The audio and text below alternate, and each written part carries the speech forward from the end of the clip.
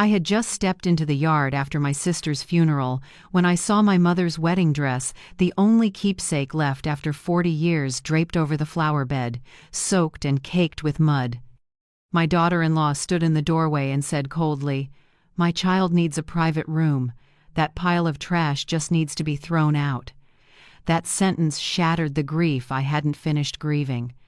My son only shrugged and said nothing. When I bent down to pick up the wedding photo frame, she walked right past me, her heel crushing the glass. A shard cut my hand and I didn't even feel it. My throat tightened, my heart clenched, the feeling of being humiliated in my own home.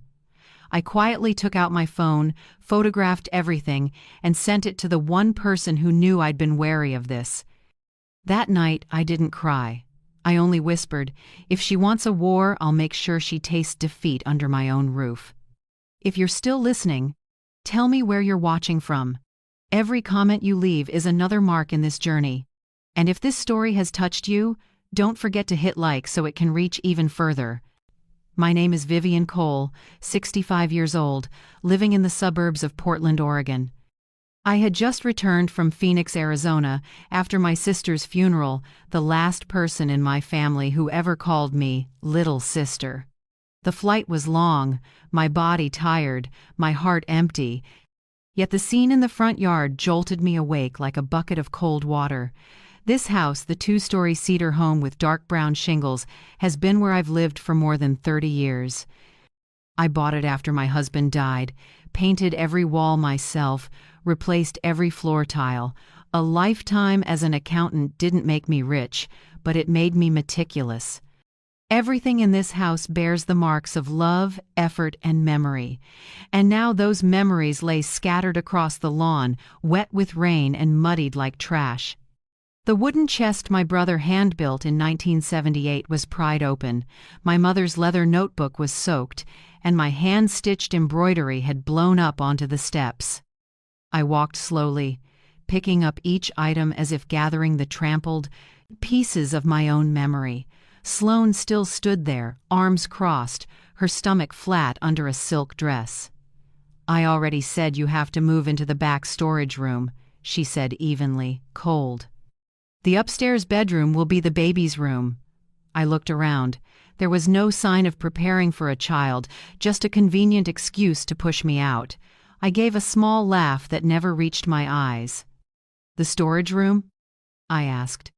"Yes," she said. "That's where you can be quieter." I didn't argue. I walked down the little slope to the back. The wooden door creaked open, and the smell of damp and dust hit my nose. Inside were a dirty folding mattress, a bare ceiling socket, and a small window draped in cobwebs. No table, no chair, no blanket. I sat on that mattress and took a deep breath. Humiliation twisted in my chest, but tears didn't fall. I pulled out my phone and photographed every corner of the room, every tossed-out item, every footprint on the floor. I used to think I understood Sloane, smooth, charming, good at winning people over. When Andrew introduced her 10 years ago, I was quietly happy. Finally, my son has someone by his side. I didn't know that someone would slowly edge me out of my son's life until I became just an old object in their eyes. That night, Andrew came home late. The door to my room, now the storage room, opened a crack, hallway light spilling in. "Mom," he said tiredly. "Don't mind it. Sloane is stressed. She needs her own space." I looked at my son, the face I'd loved and trusted most. "And what about you?" I asked. He avoided my gaze. "You know, my wife comes first." The door shut with a soft squeal of the hinge. The room went dark again. I opened my phone and checked the secondary account I'd once let Andrew use for emergencies. A string of odd transactions popped up. Interior design, baby room paint, weekend Napa Valley, luxury spa package. Each line was like a knife cut. Nearly $6,000 in 2 months. I knew that was just the tip of the iceberg. I'd heard Sloane hint about selling a few old pieces to refresh the space. Now I understood she'd sold my memories to buy meaningless things. Late at night, I opened my contacts and tapped Amit Patel, the attorney who helped me with insurance paperwork 10 years ago. "I need to see you," I said. "Tomorrow, 9 a.m. "What happened, Miss Vivien?" "Family," I answered briefly. "And I need to protect what's left." Before bed, I heard a car in the driveway. I peeked through the curtain. Sloan was driving an ivory Lexus, the car she said she borrowed from a friend.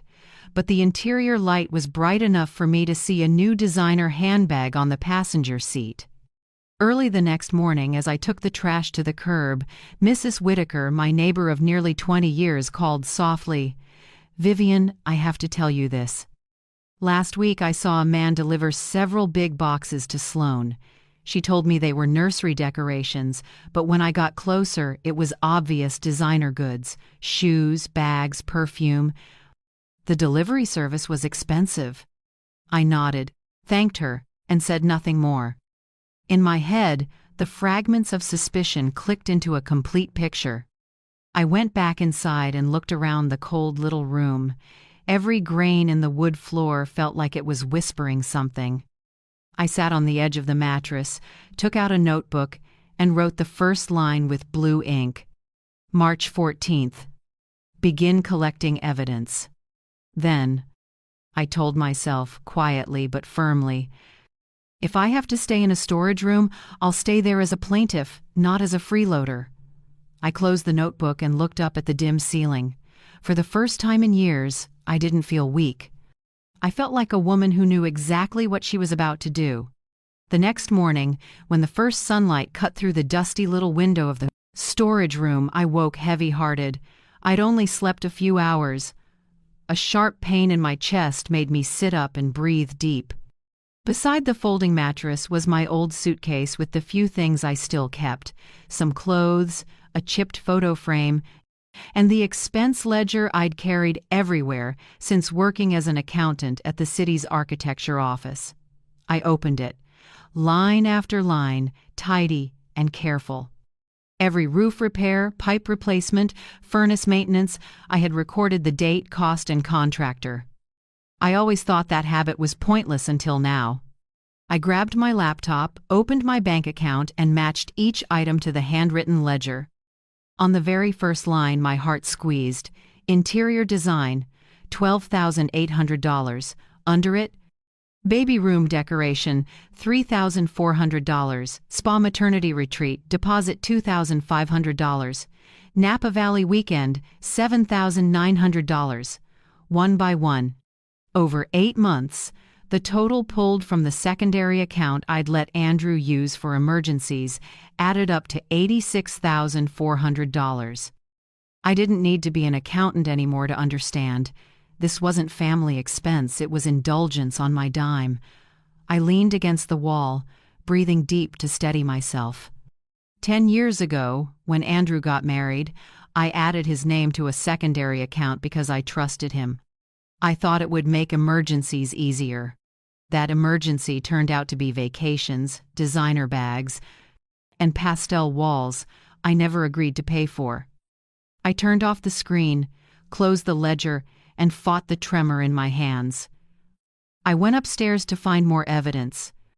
The living room where my mother's walnut cabinet once stood, the one she scrimped for all year to buy at the antique market in 1962, was now bare.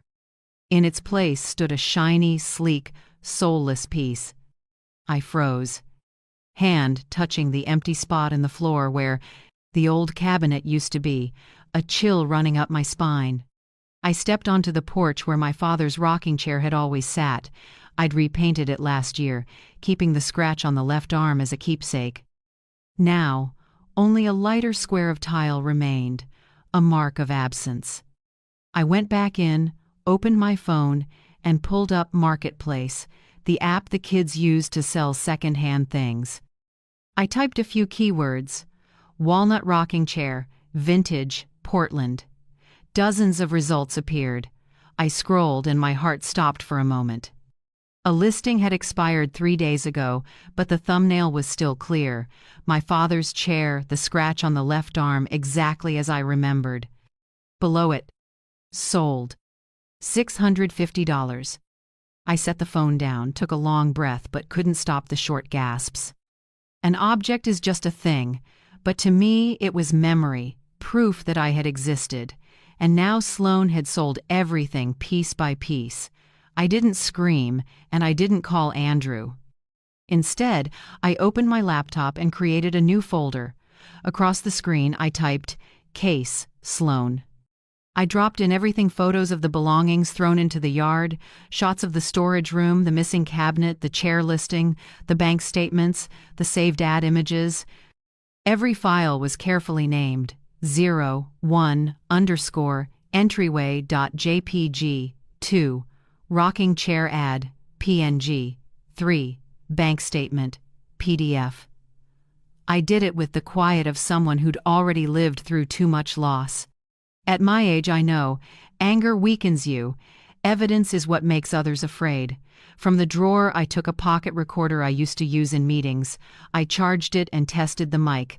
The little red light blinked steady. I slipped it into the coat hanging behind the door. While I was plugging it in, footsteps sounded in the hall. Sloan was on the phone, her voice low and detached. "Don't worry, baby. Everything's lined up. I told him the house needs to be redone to welcome a baby. That old woman doesn't know anything about paperwork." A pause. Then a quiet laugh. "Yeah, if this plan works, we get the whole house. Trust me." I closed my eyes, clenched my fists, and forced myself not to fling the door open. I needed to be silent.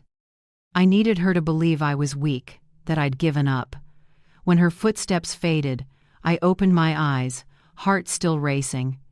I opened my notes app and typed, "Call on March 15th, 8:27 a.m. Got the latter part recorded. Check levels." I saved it and set the phone down. At noon, I brewed myself a black tea and stared out the window at the little garden. The daffodils I'd planted last year still bloomed despite weeds and dead leaves. I thought of my mother, my father, and the sister I just lost. They used to say, "You're the one who keeps the house." But sometimes, to keep it, you have to clear out what's destroying it. I took a sip. The gentle bitterness spread across my tongue.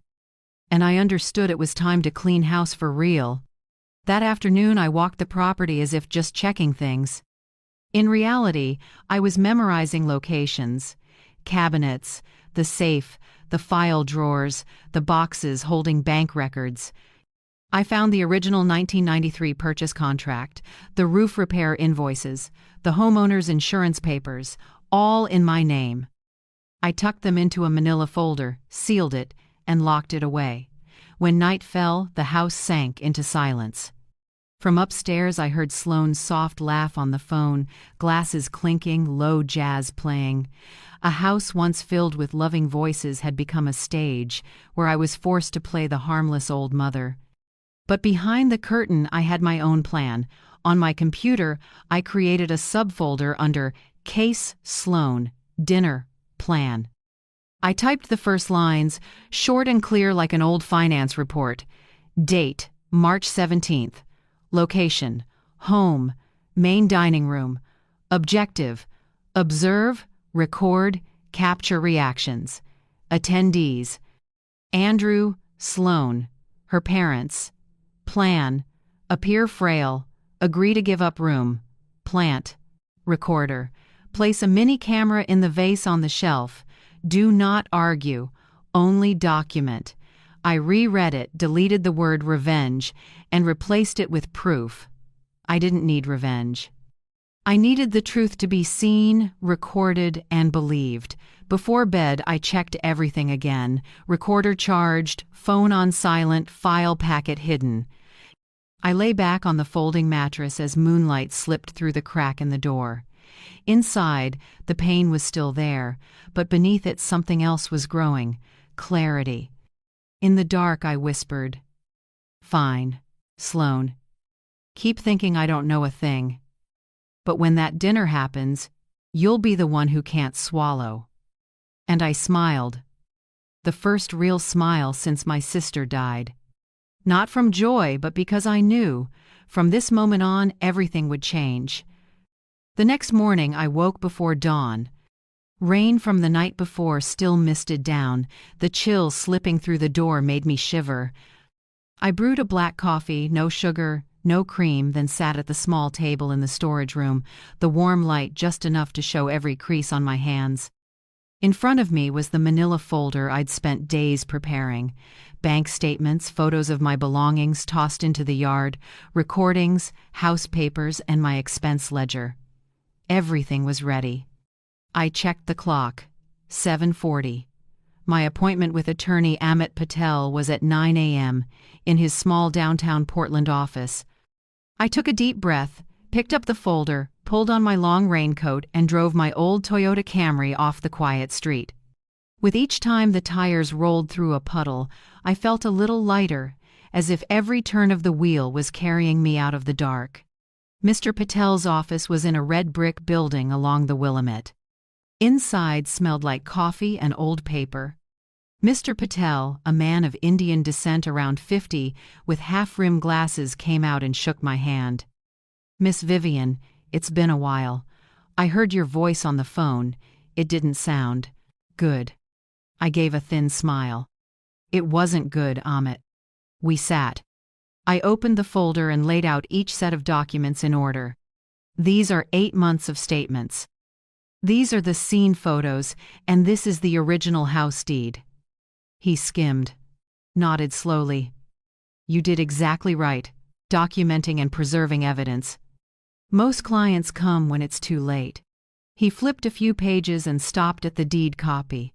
"This house is still in the name of Vivien Cole, right?" I nodded. "Correct. Andrew never completed a transfer because I'd said I would leave it to him after I passed. Mr. Patel set down his pen, voice turning firm. "Then here's the good news. Legally, you remain the sole owner. No one can sell, lease, or alter the property without your written consent. Andrew and his wife are occupants by permission tenancy at will under Oregon law." I took in each word like water after a long thirst. "That means," he continued, "if you choose, you can terminate their right to stay at any time with proper notice." I stayed quiet, but something painful and peaceful rose together inside me. This house, my life's work, was still mine. Mr. Patel carefully drew the file toward him and started noting items. "Now to the money," he said. "What's your estimated total loss?" I read slowly. $86,400 withdrawn, not including heirlooms, the walnut cabinet, the rocking chair, embroidery, estimated another $12,000. He nodded. "We'll appraise the full loss and prepare a detailed inventory. Everything sold, withdrawn, or destroyed goes into the restitution claim." He opened his computer and typed quickly. "First, protect your finances. I want you to 1. Change all bank passwords, including retirement accounts. 2. Disable Andrew's secondary card today. 3. Turn on transaction alerts by email. 4. Remove utilities from Andrew's name if any are tied." I wrote each line. "All done. Today," I said. He leaned in, voice low. "Do you want to file suit immediately?" I thought. "Not yet. I want to give them one last chance to understand consequences." He nodded and scribbled a few lines on a pad. "Then we start with a formal notice. In it, I'll propose a lawful lease for Andrew and Sloan at $1,650 per month. Set a plan to repay the $86,400 over 48 months with a minimal 2% interest to formalize the debt. Add a breach clause. If more than 30 days late, the lease terminates and they must vacate within 21 days under Oregon eviction rules." I looked at him, window light reflecting on his lenses. "And if they refuse to sign?" "Then we file a civil action and issue a lawful eviction notice. With your evidence, this is straightforward. I nodded slowly. "One more thing," I said. "I want a clause. The back portion of the house where I'm living now must remain as is. No one can enter, lock, or change the lock without my consent." He smiled. "You're as sharp as you were in your accounting days." "I'll add it." We sat quietly for a moment. Outside, the rain had stopped, and sunlight began to stretch across the traffic. I placed my hand on the folder and said softly, "Amit, I don't want to destroy my son. I want him to understand that respect isn't granted, it's kept by action." He looked at me, eyes gentle. "I understand, Vivien. But sometimes, to teach respect, you have to let them face consequences." He slid a document across and pointed to the signature line. "This is the legal authorization for me to represent you through the whole process." I signed, my handwriting steadier than I expected. As the pen lifted, it felt like laying the first brick of a wall to protect myself. "The letter will go out within 48 hours, he said. "You'll get a copy by email and a printed copy by mail. I'll prepare a backup in case they try to deny receipt." I nodded, gathered the papers, and placed them back in the folder. Before I left, Mr. Patel asked, "Do you want me to state the reason as a dispute over use of property or as unlawful occupancy?" I smiled. "Call it unlawful occupancy. I want them to read that loud and clear." We shook hands. His grip was warm and firm, offering a rare sense of safety in the chaos. When I stepped out of the building, the rain had fully stopped, and midday sun made the river sparkle like a strip of silver.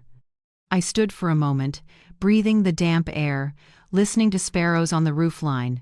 It had been a long time since I felt this calm.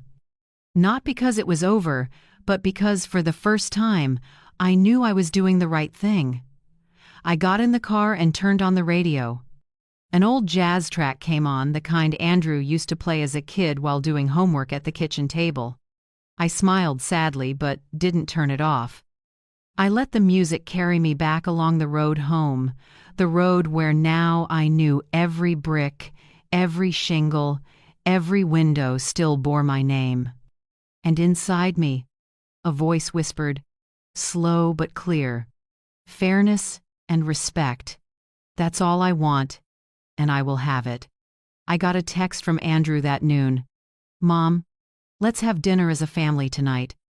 Sloan wants everyone to talk calmly and find a solution." A solution. I smiled and quietly closed my phone. The people who treated me like a burden suddenly wanted to talk calmly. I knew that kind of reconciliation usually smelled scripted, and I knew exactly what role I'd play tonight. All day I barely ate. I organized Mr. Patel's files and tucked the thick sealed envelope neatly into my handbag. By late afternoon, I showered, combed my hair, and put on the blue knit dress, the one my sister once said made me look both classy and steady. I looked in the mirror at my eyes under the warm light. The sadness of the past 2 weeks was gone. What remained was something quiet, cool, and very clear. Around 6:30 p.m., the smell of food filled the house. Roast meat, sauce, and buttered bread, the dinner looked more elaborate than usual. I went upstairs, listening to the chatter from the dining room as I walked. Sloan stood in the kitchen, busy, the corners of her mouth lifted in a smile too practiced to be natural. Her parents, Gregory and Elise Mercer, were already seated, pouring wine. I'd never liked them. He's the type who speaks with a built-in sneer, and she always half smiles, like she's taste-testing other people's patience. "Vivien, you finally came up," Sloan said, voice soft but sharp. "We just want a peaceful dinner, no tension." I sat across from them and glanced at the neatly folded white napkin in front of me. "I hope so too," I answered slowly. "It's been a long time since I've seen anything like peace in this house." Dinner started. Knives and forks clicked against plates in steady little chimes. No one spoke for the first few minutes, just the sound of wine being poured and Sloane's fake laugh when Elise talked about an acquaintance opening a senior living facility in Eugene. It's wonderful, Elise said, looking at me. At your age, having a quiet place with attentive care is what anyone would want. Gregory nodded and added, Right, at this age, living alone can be inconvenient for both generations. A senior facility makes it easier on everyone. I set my fork down and looked up. You're talking about me, aren't you? Elise took a sip of wine. Oh, we're just suggesting it because Sloane says you've been tired. Andrew worries about you too. I gave a small smile that made the table pause for a beat. I'm not tired. I'm just busy counting how many things that used to be mine have disappeared. The air in the room dipped. I looked at Sloane. Like my mother's walnut cabinet. Or my father's rocking chair. She sighed theatrically and ducked the topic. Mom, we're just trying to brighten the house. Those old things don't fit the style anymore. I kept quiet, cut another small piece of meat, and chewed slowly. It felt like even the meat knew what I was waiting for. Gregory stepped in, aiming for neutral. Sloane and Andrew are thoughtful. But maybe they need more control over managing the family finances. Young people have their own way, miss. Vivien. That was my moment. I set down my utensils, dabbed my hands with the napkin, and opened my bag. Mr. Patel's envelope slid out thick, and I set it squarely in the middle of the table.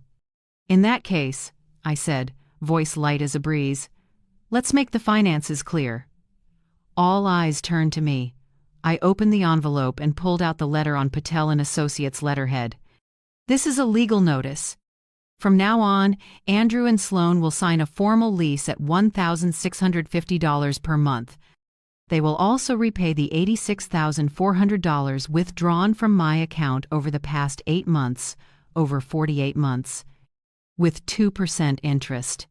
Gregory's wine tipped over the rim and dripped onto the tablecloth. Elise held her breath. Andrew sat frozen. Sloane. She just smirked. You don't have to do this, she said tartly. I didn't expect you to turn everything into spreadsheets like some professional manipulator. I lifted my head and met her eyes until she had to swallow. I used to be an accountant, yes. And I'm also the person who still holds title to this house. Then I took out my phone, opened the Case Sloane folder, and turned the screen so the whole table could see. My father's rocking chair was right there, the scratch on the armrest and the words, sold, $650 underneath. Elise, I said, if it looks familiar, it should. Your daughter sold it. Along with a lot more. The air went thick as syrup. Andrew's hands shook as he set down his glass. Mom, what are you saying? I'm saying the truth, I said, and I've documented everything. Statements, receipts, listings. I don't need to shout. I just need evidence. Gregory flushed and stood. You're threatening my daughter in our house? I tilted my head slightly, voice calm in a way that surprised even me. Wrong. This is still my house, and this envelope is the last chance for my son and his wife to stay here with basic decency. No one spoke. The wall clock ticked, ticked, ticked, like a countdown to an explosion. Sloane let out a short, hard laugh. Pathetic. You think you can scare me with paperwork? I'm pregnant, and you're throwing a pregnant woman out of a house. Do you feel inhuman? I leaned back, eyes never leaving her. Really? I asked, soft as air. Then when will you show me the prenatal results? The question hit the table like a brick. Silence.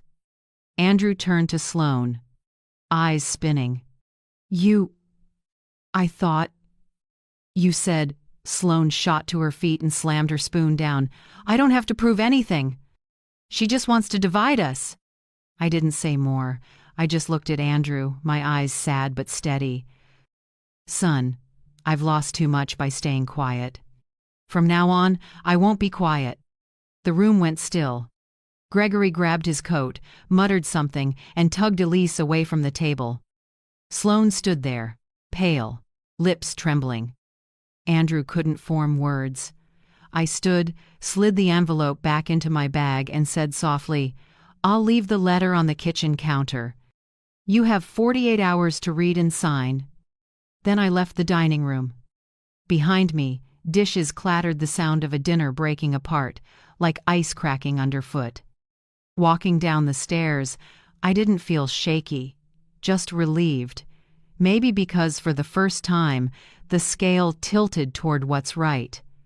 I went into the together, the storage room, now my strategy room, sat on the folding mattress and looked out the window. Outside, the first snow flurried, drifting down like ash after a battle. But inside me, a clear, steady flame kept burning, and I knew the real fight was only beginning. That night the house was dead quiet after the emotional storm.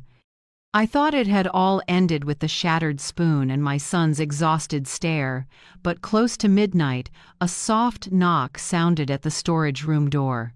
3 knocks, hesitant, weak. I sat up, turned on the lamp, and watched the door tremble. "Mom, it's me." Andrew's voice was hoarse, tired, broken. I opened the door. He stood there, gaunt, eyes bloodshot. The warm yellow light showed a face that used to be bright, now early lines and panic. "I can't sleep," he said, voice shaking. "I'm scared of losing the house, Mom. I don't know what to do." I stood there, silent. Part of me wanted to hug him. Another part wanted to hold the line. "I don't want to throw anyone out." I answered slowly. "That's why I offered the lease. If I wanted revenge, I would have changed the locks a long time ago." Andrew dropped his head, fingers laced tight. "Sloan," she said, "if we don't have this house, she'll leave me. I don't want a divorce, Mom. I'm just scared of losing everything." I looked at my 36-year-old son, the man who once said, "I'll take care of you like Dad did." Now he was just a big kid, tied up by fear and lies. I sat on the edge of the bed and motioned for him to sit across from me. "Tell me, Andrew, who sold your father's chair? Who decided to withdraw the money?" He took a slow breath.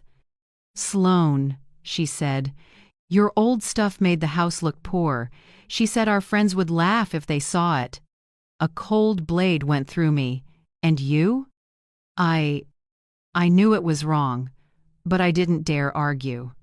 "She threatened to tell people you control the money, that I don't. I have a voice. I didn't want anyone to think I'm unfilial." I closed my eyes. Every word weighed like lead. I understood Sloan took more than money.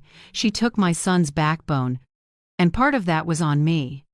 "Andrew," I said, low, "I used to think loving you meant shielding you. Maybe I was wrong. I let you get used to someone else cleaning up your mess." He stayed quiet, shoulders trembling. "Mom, I don't want to lose you." I sighed and met his eyes. "If you truly don't want to lose me, then tomorrow you sign the contract. I want nothing but respect. And if you let anyone take even 1 more cent from my accounts, you push yourself out of my life." He nodded, tears rolling onto his clenched hands. "I understand. I'll do it."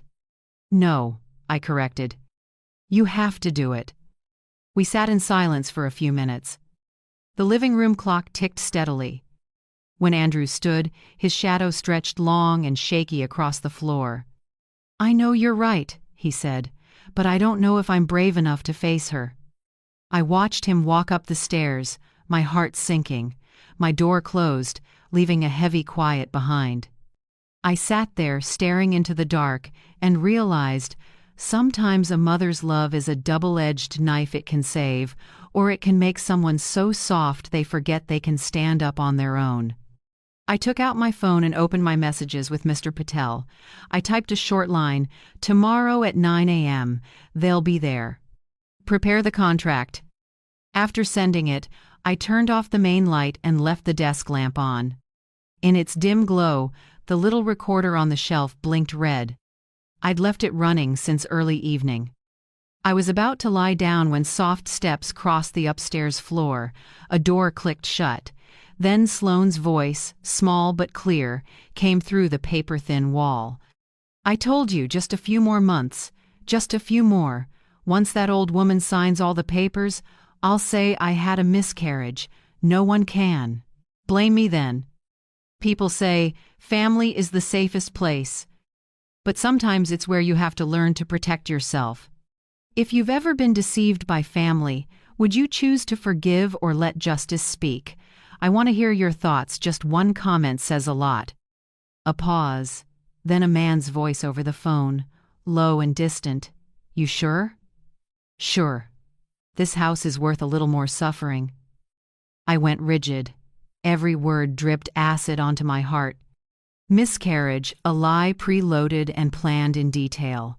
The pregnancy itself was likely just a show. I didn't jump up. I lay still, eyes open in the dark. My heartbeat pounded in my ears like a drum. Part of me shattered knowing my son had been fooled this far. Another part, colder, turned to steel. I looked at the recorder. The red light blinked, steady. I knew that conversation was saved. The room was still cold, but inside me, a slow flame rose, not the burning kind, but the kind that hardens resolve. I pulled up the blanket and whispered into the dark, "Go on, Sloane. Keep lying, keep scheming. This old mother isn't as stupid as you think." Outside the window, rain started, ticking steadily. I listened to each drop, like counting down the minutes until dawn, the dawn when justice would start to speak. The next morning, Portland wore a thin veil of fog. The early sun hadn't pierced the gray. The streets were slick and shimmering after the night rain. I sat in the back seat, hands on my file bag. Andrew drove in silence, and Sloane sat beside him in black sunglasses, lips pressed tight. No one spoke. The air in the car was heavy enough that I could hear the soft hiss of the vents. Mr. Patel's office was on the third floor of an old building near the river. When we walked in, he was already waiting, white shirt, blue tie, serious but calm. On the table, a neat stack of documents and 2 silver pens. "Thank you for being on time," he began, voice light but firm. "I want this meeting to be clear, transparent, and civil. Miss Vivien is the lawful owner of the home. You two are occupants by permission. You have no ownership rights, only temporary residency. We'll set a lease and a repayment plan to make it legal." Sloane smirked, arms crossed. "I don't need a law lecture. I'm only here because Andrew said I had to be." Mr. Patel adjusted his glasses and looked at her through the lenses. "Very well. I'll go straight to terms. Rent at $1,650 per month, a 1-year lease with automatic renewal if paid on time. The $86,400 will be paid back over 48 months, with 2% interest to avoid it being treated as a gift. These terms will be publicly recorded and notarized by our office." She tilted her head, a mocking smile flashing. 2% interest? You're charging your own son interest? I looked straight at her, my voice not loud but clear. "I'm charging interest to the person who took my money. As for my son, he's just paying the price for staying silent too long." Sloane's face reddened, ready to snap back, but Andrew put a hand on her arm and gave a small shake of his head. "Sign it," he said quietly, drained. "You're taking her side. I just want peace." She yanked her arm away and slumped into the chair, voice tight. "Fine. I'll sign. Mr." Patel slid the first page to Andrew. His hand shook. He inhaled, then signed.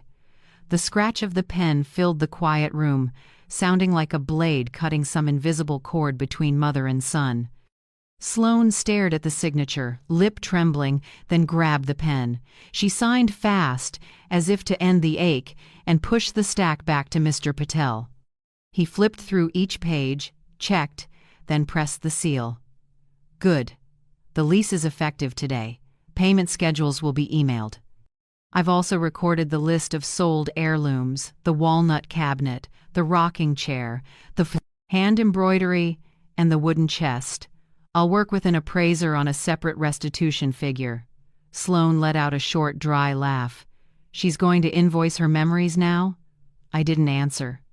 I just looked at her, not angry, not pitying, just the look of someone who has seen too much deceit. No one can repay memories, I said quietly, but losses still need a price. The room seemed to freeze. Mr. Patel filed the papers into a folder and closed it. I hope this is a first step toward order. I don't represent anyone here except fairness. I nodded, thanks. Andrew kept his head down. Sloane sprang up, put her sunglasses back on, and raised her voice. You win, Vivien. But remember this: when your grandchild is born, you'll never see them. I stood, picked up my bag, and faced her, voice low but steady. Don't use a child as a shield. You'll need more than that to keep yourself clean. Her smile vanished. She turned, dragging Andrew out. Her heels hit the tile sharp as a second hand scraping across a clock. I stayed, watching the door ease shut, then turned to Mr. Patel. He was quiet for a moment, then said softly, You know they won't accept this easily, right? I know, I said, but at least they had to start with a signature. Out by the river, the wind cut cold. I pulled my coat close, feeling fatigue settle into my joints. But under the tiredness was a small peace. For the first time in months, I didn't feel pushed out of my own life. On the way home, I stopped at a little hardware store. I bought 2 new locks, a few key sets, and a screwdriver. The young clerk smiled and asked, Fixing up the house? I said, No. I just want to make sure my room stays mine.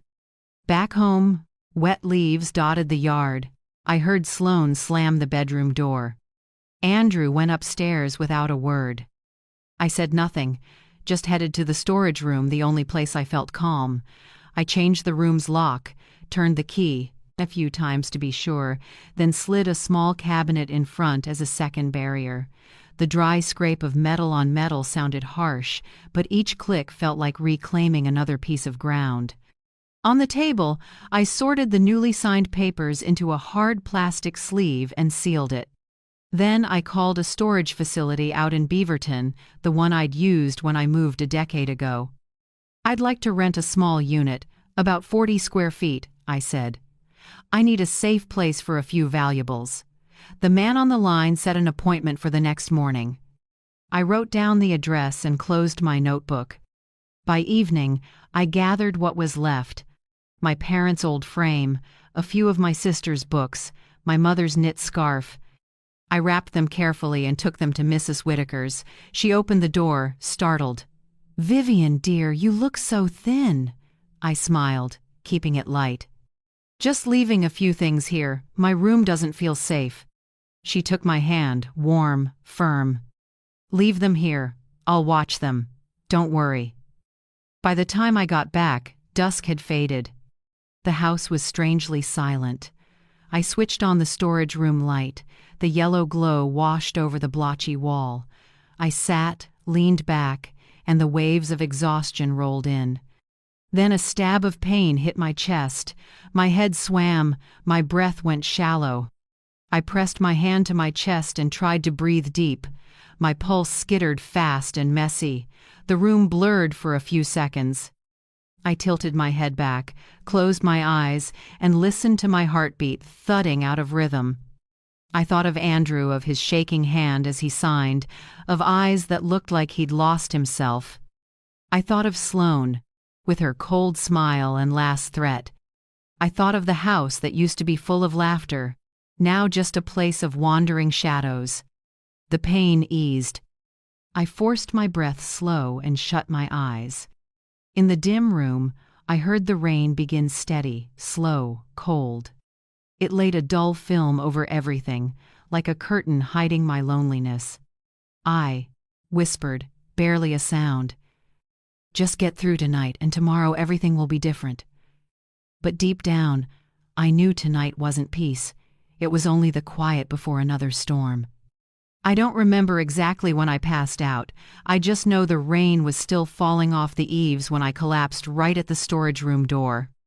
My chest cinched tight like a steel cable, my breaths grew short, and the new set of keys slipped from my hand. Something sounded far away, maybe Mrs. Whitaker shouting my name, then everything dropped into an icy void.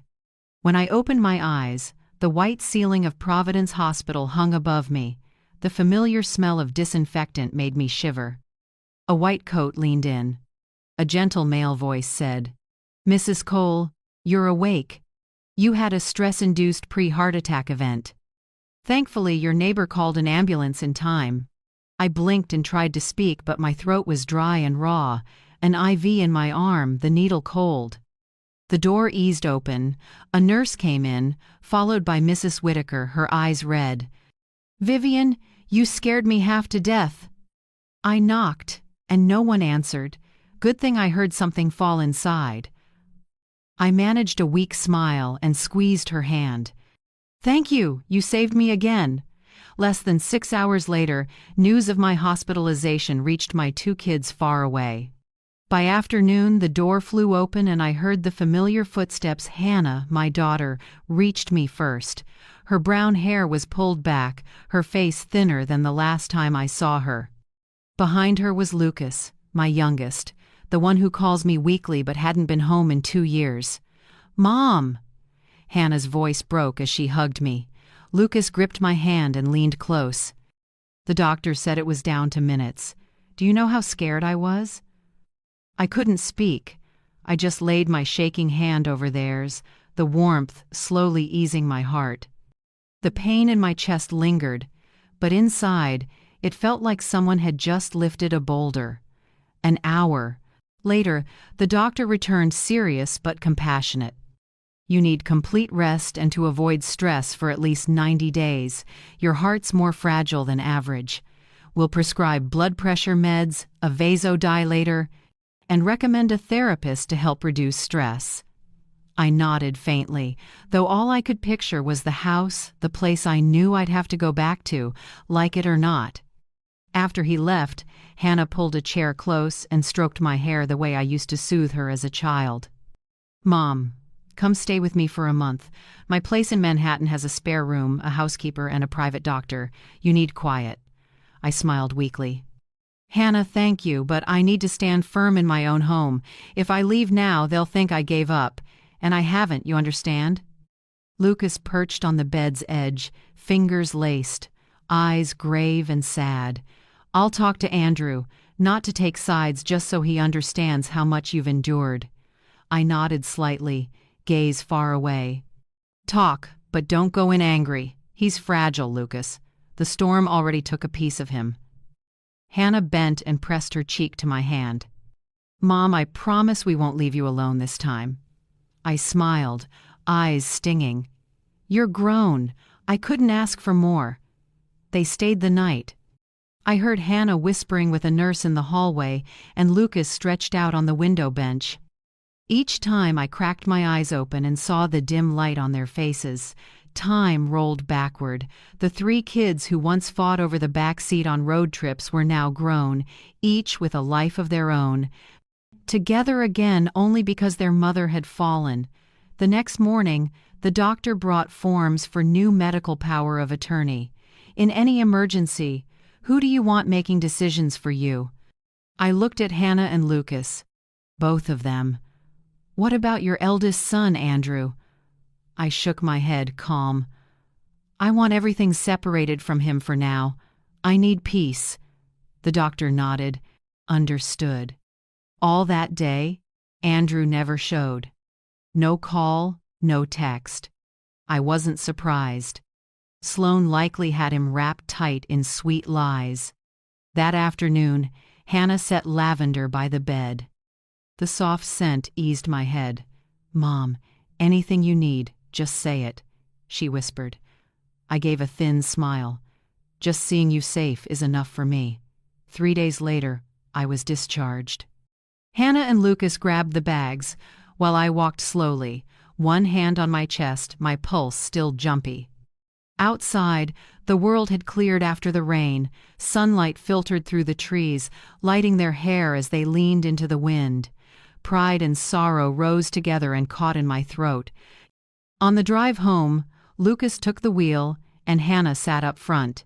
They chatted softly so I wouldn't have to think. I watched the trees slide by.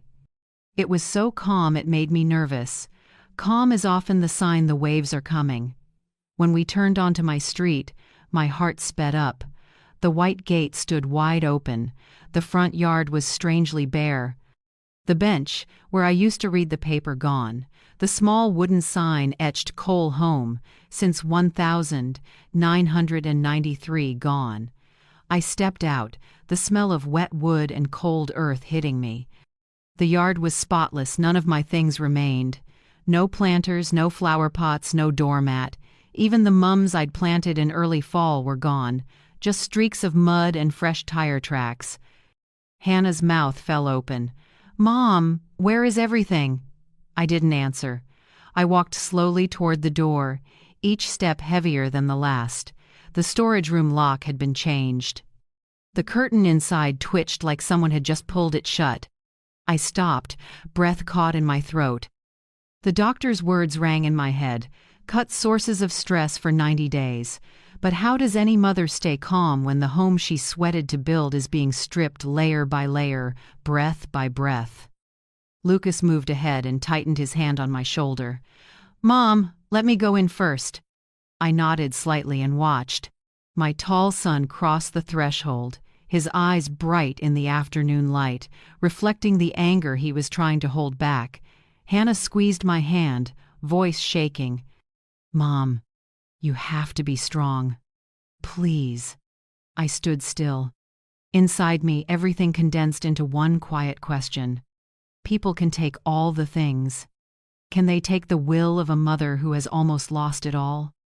The answer arrived with the last breath of daylight. No, they can't. I was still standing. I still had a heart, a mind, evidence, and my 2 true children at my side. In the pale sun, I looked at the empty house and heard the wind through the trees whisper, "Stand tall, Vivien. Storms drop leaves. They don't uproot." 2 days after I left the hospital, on a damp, cold morning, my phone rang. A familiar woman's voice, hesitant, trembling as if she were holding something back, said, "Miss Vivien, it's Elise Mercer, Sloane's mother. We need to talk. Once." Just us. I froze for a beat. Elise, the woman who met my eyes with arrogance at that family dinner, now sounded urgent. I hesitated a few seconds, then answered, "I'm listening." "Not on the phone. I'll text the address of a coffee shop 10 minutes from your house. Don't tell anyone, not even Andrew." Her voice shook, so unlike her usual chill. I agreed, partly out of curiosity, partly because my gut said this mattered.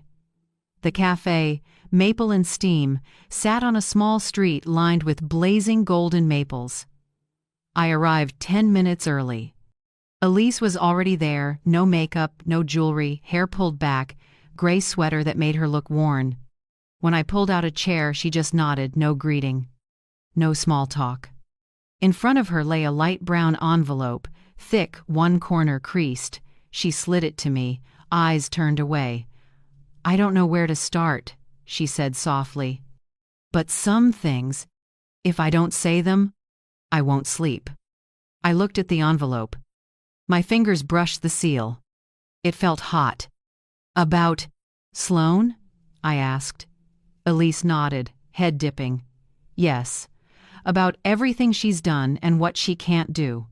I opened the envelope. Inside, medical records, credit card statements, screenshots of texts. The pages bore the logo of a fertility clinic in California. I flipped. Failed IVF cycle, November 2019. Then, patient cannot conceive naturally. Alternative treatment recommended. I looked up. Elise clutched her cup so hard her nails dug into her palm. "She can't have children," she said quietly. "We've known for 4 years. Sloane hid it from everyone, including Andrew." When I asked why she wouldn't tell the truth, she just smiled and said, "Because if I tell the truth, no one stays." I went still. Each word hit my chest like a blow. She handed over more screenshots, including, "I'll say I'm 3 months pregnant. Easy, just buy a fake positive test online. After a few months, I'll miscarry. Who's going to verify? You act shocked. People will pity us. Then we'll have the house." My hands trembled. My coffee had gone cold. I stared at Elise, speechless. She pulled a tissue and wiped her tears. "I know you think I'm as awful as she is. But I can't keep quiet. Sloan is addicted to shopping, owes more than $42,000 on credit cards. Gregory and I have paid it 4 times, and she keeps going. Gregory doesn't know this. If he found out, it would crush him. He thinks she's perfect." She exhaled, fingers knotted tight. "I was proud of her once. Now I'm afraid. She can't tell what's real anymore. She's dragging too many people down with her, including your son." I set the envelope down, my voice low but firm. "Why tell me? You could have stayed silent and I'd never know." Elise lifted her red eyes. "Because I can't watch her destroy other people's lives. I've stood by too long. I owe you and I owe my daughter the truth." We sat in silence for minutes. The room's sounds faded until there was only the clink of a spoon in porcelain and 2 heavy breaths from 2 women betrayed, one by her daughter-in-law, one by her own child. Right then, Hannah walked in. I'd asked her to come, just told her I needed a witness. She reached the table quickly and shook Elise's hand. Without much explanation, I slid the envelope to my daughter. Hannah took out her phone and photographed every page, every screenshot. "Mrs. Elise, thank you," Hannah said softly. "We'll send this to Mr. Patel right away. He'll know how to protect my mom." Elise nodded, voice tight. "I don't want a lawsuit. I just want it to stop. If Sloan keeps going, she'll lose everything." I let out a small breath. Inside me, feelings tangled, anger, pity, and a strange hollow. This wasn't victory. It was release from an illusion. All the times I'd asked myself, am I being too harsh? Is Sloan really pregnant? They evaporated like fog in sunlight. Hannah put her phone away and squeezed my hand. "Mom, let's go." I stood and looked at Elise one last time. "Thank you. I know this wasn't easy." She nodded, tears sliding down. "No, Vivien, thank you. At least now someone knows I still have a conscience." On the way home, Portland winds slid along the windows, carrying the damp smell of early rain. Hannah drove in silence, eyes straight ahead, while I sat holding the envelope.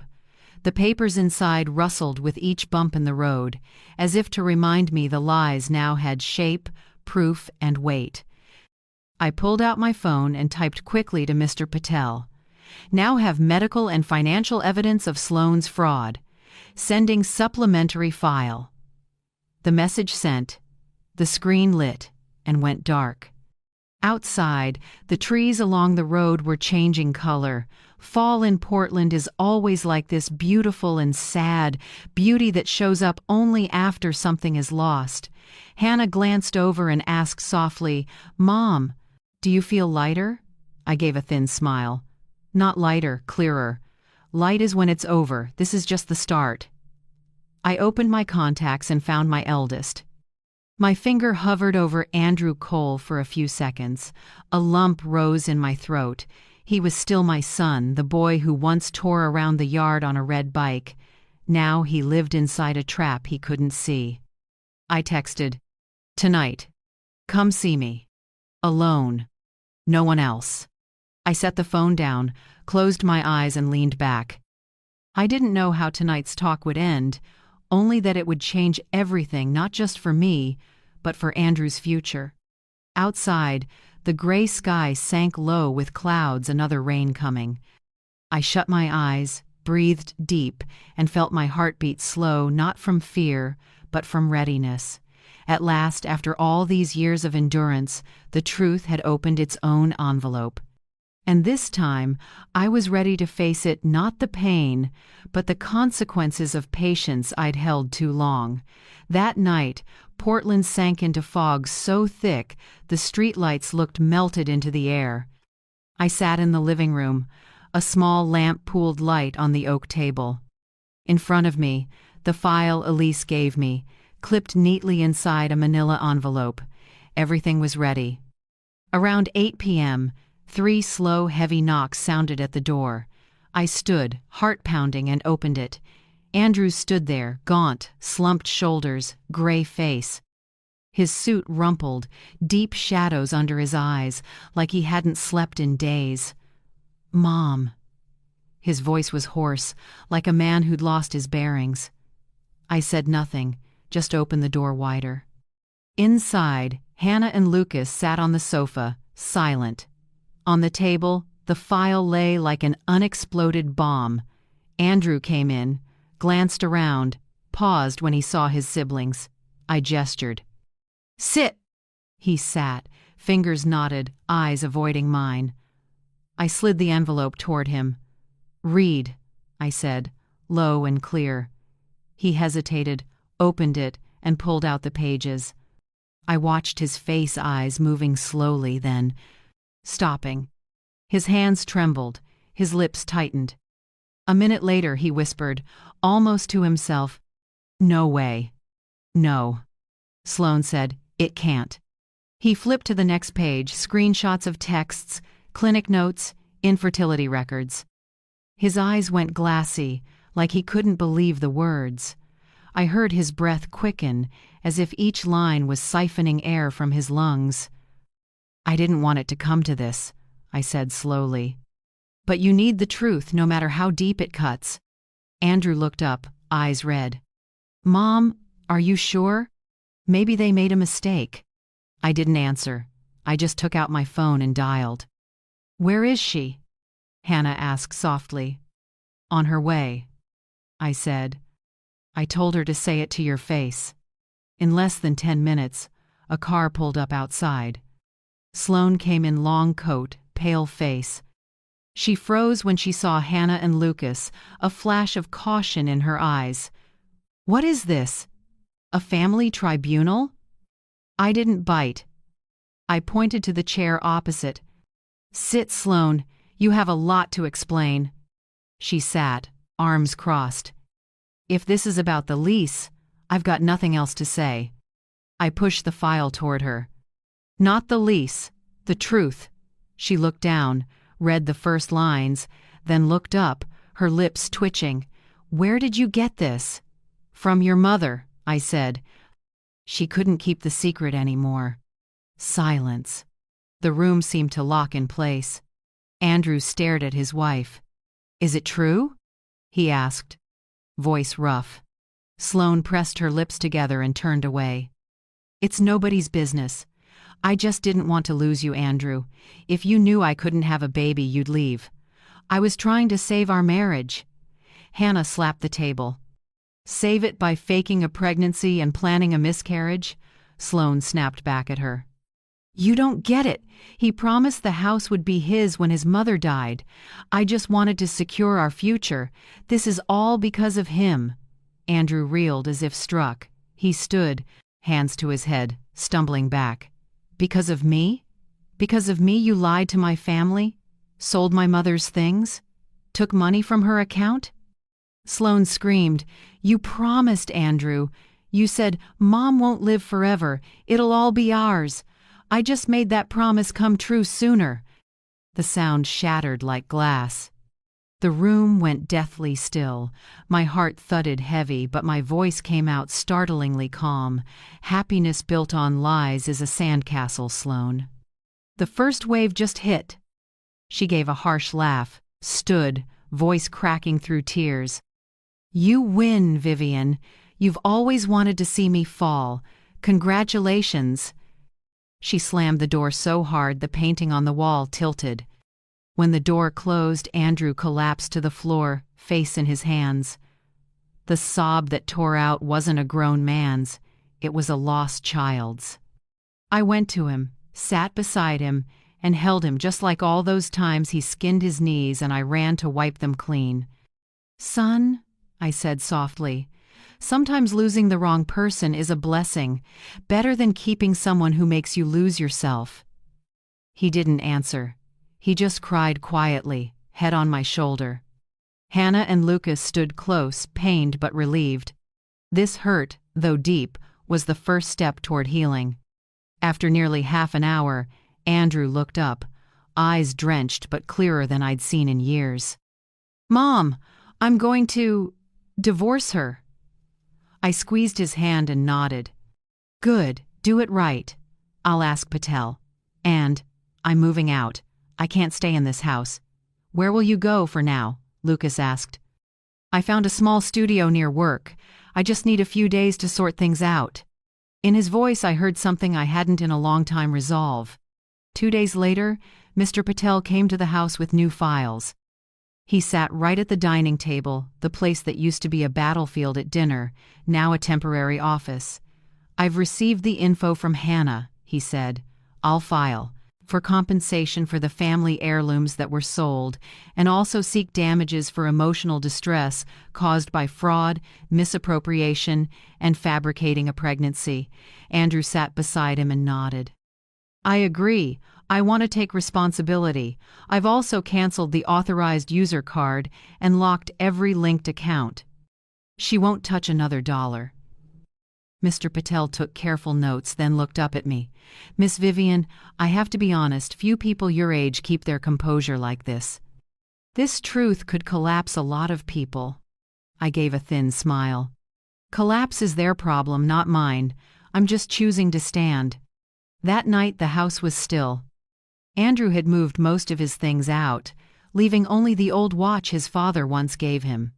When he headed to the car, I stood at the door and looked at my son one more time. "Mom," he said, "I'm sorry." I shook my head. "No, Andrew, you did the right thing. Don't let someone else's mistakes bury you." He lowered his head.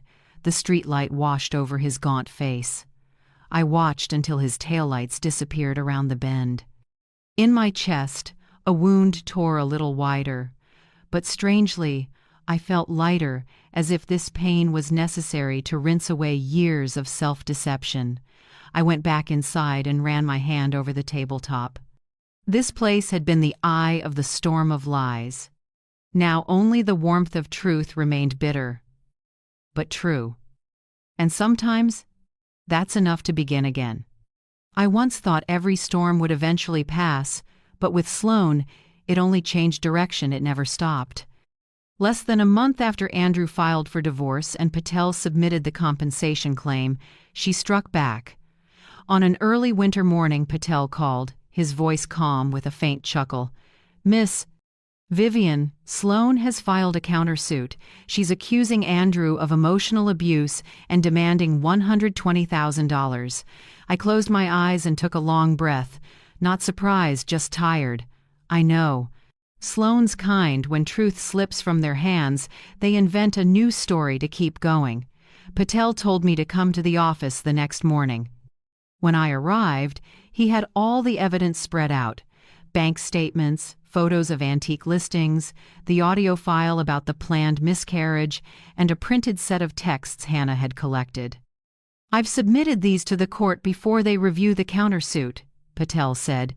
"Now we just wait for the hearing." On the court day, Portland drizzled. The courtroom was small, but the air was heavy like a ceremony of judgment. Sloan sat across from us, pale, dark circles under her eyes, still trying to look composed. Next to her was a young, confident attorney flipping through files. Andrew sat at the defendant's bench, quiet, hands clasped. I sat behind him, between Hannah and Lucas. It felt like the three of us were walking a battlefield without needing to say a word. Sloan began her testimony. Her voice shook, mixing anger with fragility. He, Andrew Cole, drove me into a mental crisis for months. He controlled the finances, humiliated me, and, together with his mother, pressured me to leave the house. I looked at the judge, a woman in her 60s with a firm but fair gaze. She nodded once and signaled to Mr. Patel. Patel stood, his voice low, each word landing like a tap of a gavel.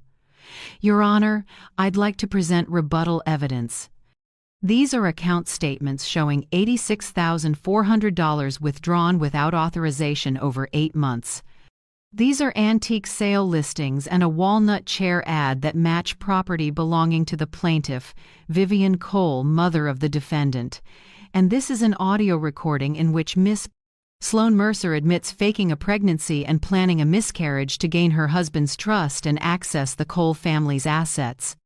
The room fell utterly silent. I heard a pen clatter from the clerk's desk. Sloan dropped her gaze, lips pressed tight, eyes glaring at Patel. The judge adjusted her glasses and opened the file. "Miss Mercer, do you deny this evidence?" Sloan stammered. I was set up. My mother hates me. It's all fabricated." "Right then." The courtroom door opened. Elise walked in, haggard, a large envelope in hand. She stepped to the witness stand, voice trembling but steady. "I am Sloan Mercer's mother. I will testify that everything Mr. Patel said is true. My daughter lied about being pregnant, spent excessively, and deceived both our family and the Cole family." Sloan spun around. "Mom, how could you?" Elise cut her off. "Because you don't know where to stop, because I've helped you lie too many times." The room went quiet again. I saw Gregory, Elise's husband, in the back row, head bowed, face covered with his hands.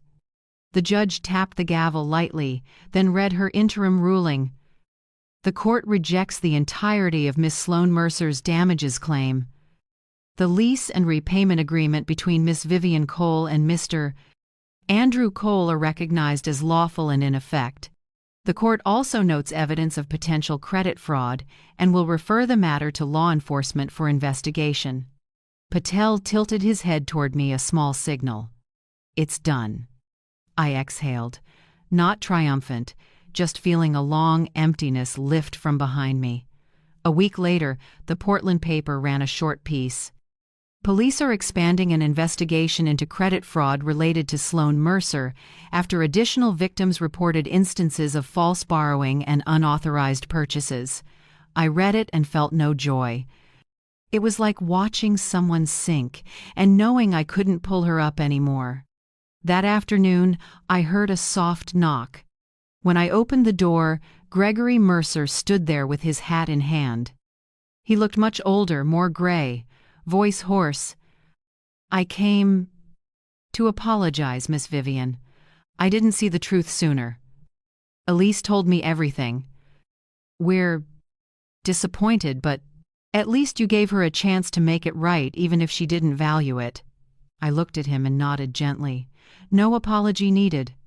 You're a victim, too." He squeezed my hand, his grip trembling, warm and sad. Then he turned and walked away, shoulders bent in the late-season cold. Time passed, and the house grew peaceful again. Each month, Andrew transferred $1,650 in rent and $1,800 toward the debt, right on schedule. With every transfer, he left a small note. "Month 3, still trying.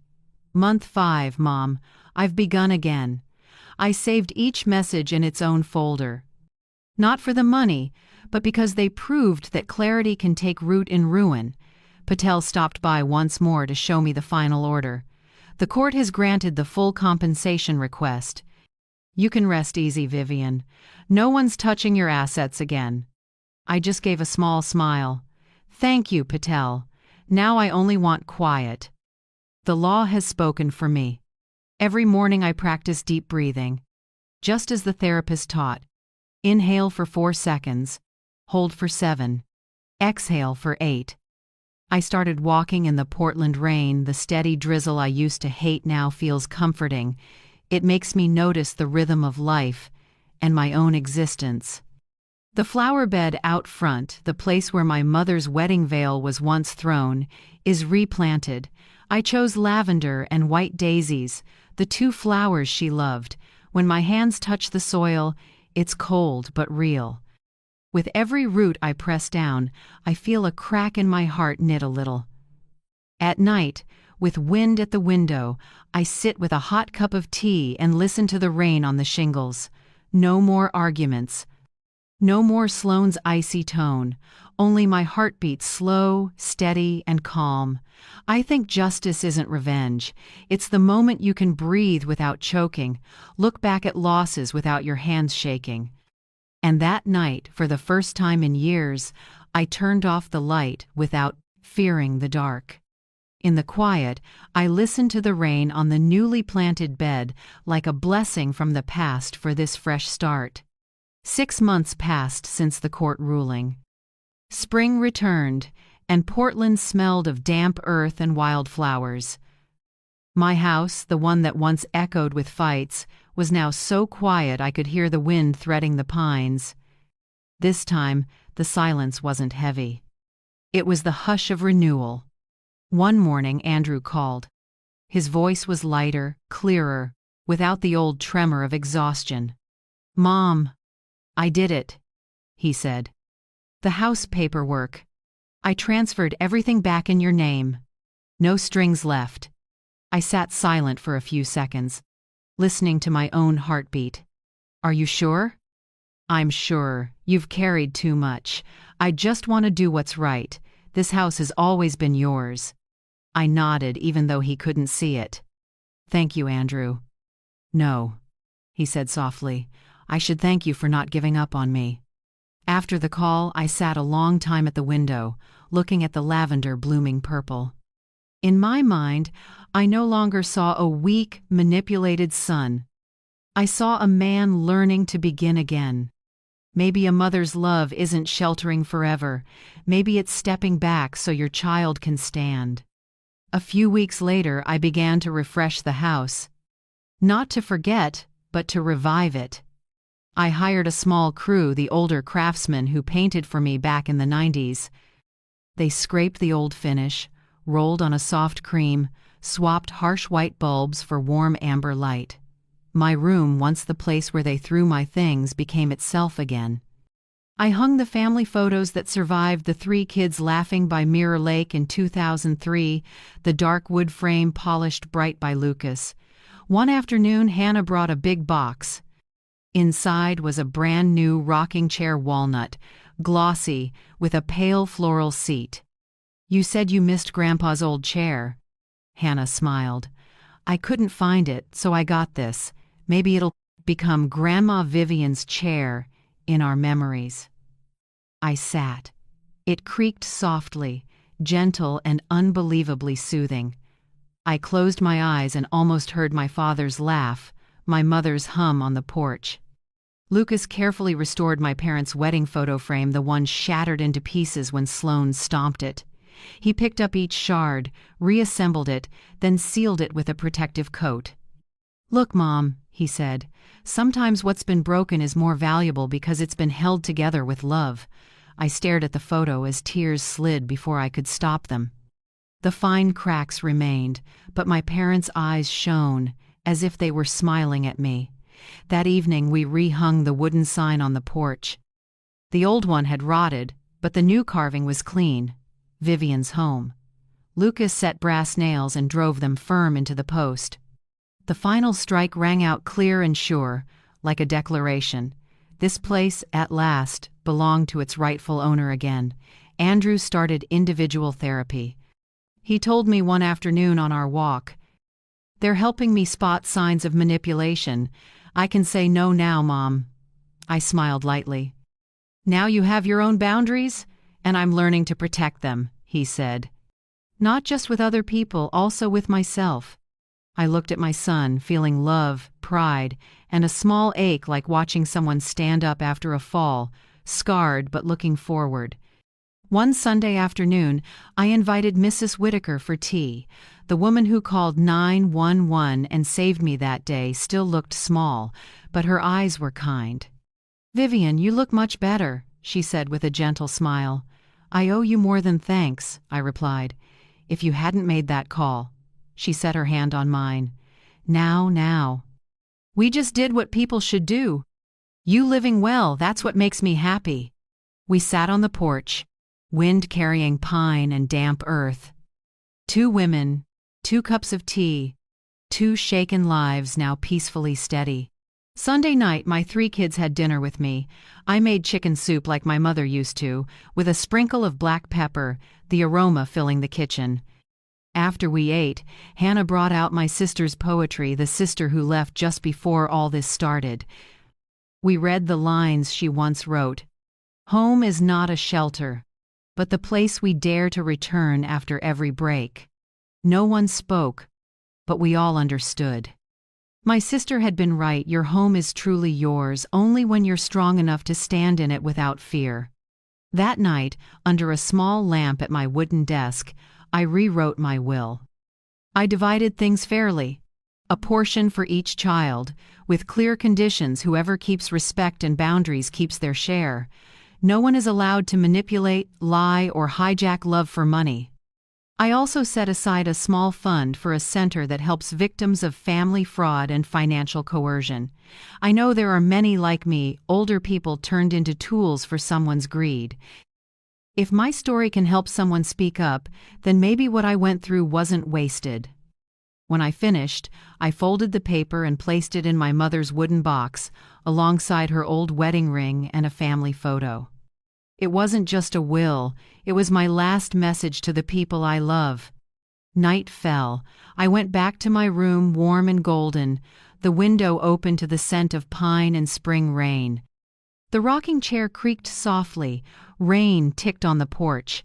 I laid my hand on my parents' wedding photo, the lamp reflecting on their faces as if they were looking at me, satisfied. I closed my eyes. No more fear at the sound of a door. No more flinching at the wind. Everything was in place, finally.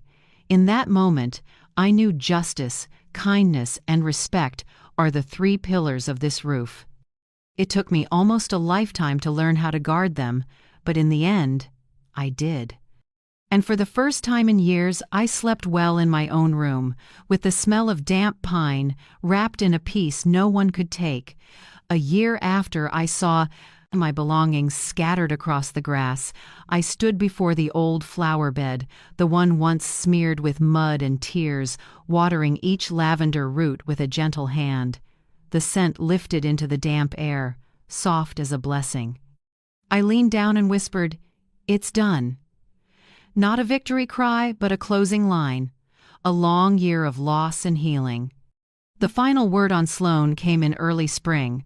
The court gave her a suspended sentence along with a restraining order to keep away from me and restitution for other victims she'd borrowed from under false pretenses. I felt no glee, no bitterness, only a hollow quiet like watching a storm drift off, leaving long streaks on the glass. Andrew finished paying off everything he owed me 6 months ahead of schedule. He didn't say much, just sent the money, until the last note popped up. Month 18 complete. "Thank you, Mom." I read it and smiled. A sincere apology doesn't need words, only action. And Andrew did that. That afternoon, the whole family gathered in the living room to set up a small memorial for my sister. Hannah lit candles, Lucas set the frame, and Andrew brought white daisies. I told my kids and the grandkids about Grandpa's rocking chair, how he used to lull my sister to sleep there, humming on winter nights. The story stretched across generations, tying us together not by blood alone, but by memories and love we kept. As the candles burned low, I told my children, dignity is not a gift to give away. Boundaries aren't coldness, they're love with thought. Anyone who crosses your line without asking doesn't truly love you. Hannah nodded, eyes glossy. Lucas squeezed my hand and whispered, "I think you just taught us the most important lesson of our lives." The next day, I tidied the yard, swept dry leaves, and wiped the rain streaks off the porch. I realized not only was the house cleaned, my life was being put back in order. No more shadows carrying lies, no more suspicious looks or weight in my chest walking through the door. I had cleared the toxins from my life with the law, with patience, and with faith that honest people don't keep losing forever. That evening, I opened my laptop and wrote a piece for the community about financial abuse in families, something few discuss but many suffer silently. I told my story, no names, no rancor, just how a 65-year-old woman stood up properly within the law and kept her kindness. When I hit send, I felt lighter. Somewhere, someone might read it and find a little courage in those lines. Before bed, I opened the new wooden cabinet Lucas helped me build. Inside, I placed my mother's wedding scarf, now clean, pressed, and scented with lavender. I smoothed the folds, as if touching time. That scarf had witnessed generations of women in my family, those who endured, those who rose, those who learned to live with self-respect. Now it was my turn. I closed the cabinet, then stood on the porch and watched the Portland rain fall like threads. Drops beaded on the rail, glinting under the warm light. I breathed in, feeling the heat rise through my skin. Every wound, every storm had become part of a survival story. Inside me, a message rang, gentle but firm, not just for me, but for anyone who's been hurt, called selfish for choosing themselves. If they call your strength selfish, smile, because you just saved yourself. Thank you for staying to the very end of my story. If you're still here, maybe somewhere in these lines you saw yourself or someone who hurt you. Life sometimes makes us walk through loss to learn true self-love. I believe every wound can become light so long as we hold on to dignity and kindness. I'm curious, where in the world are you listening from? Leave a comment, share your thoughts on boundaries, on self-respect, or simply on what helped you stand up after days when you thought you had nothing left. If this story touched your heart, a like, a subscribe, or even a small note can help it travel farther to those who need to hear they aren't alone, and they can still begin again. From the bottom of my heart, thank you for listening, for understanding, and for staying with me to the end. Sometimes, one person willing to listen is enough to save a story.